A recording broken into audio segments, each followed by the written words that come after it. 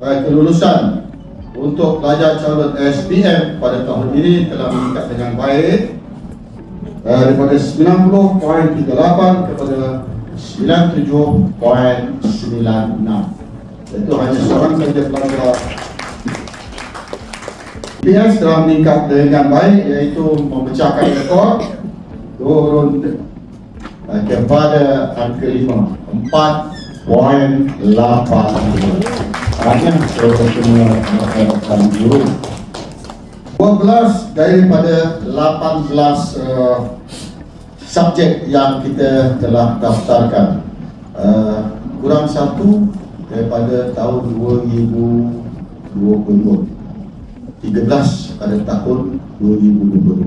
Alhamdulillah, walaupun yang meningkat dengan baik. Pencapaian peperiksaan tertinggi GPS terbaik meningkat daripada 6.41 kepada 3.71, iaitu bagi subjek biologi. Tahniah kepada masyarakat bahawa guru-guru di SMK Taman Indah adalah guru yang cemerlang. Jadi tahun lepas kita catatkan sebanyak 17.63% kumpulan guru kita adalah kumpulan cemerlang dalam penilaian bersepadu, markah lebih 90 ke atas.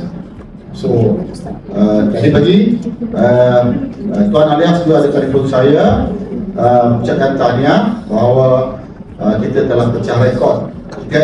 SPM kita kali yang ke-38 tak silap saya.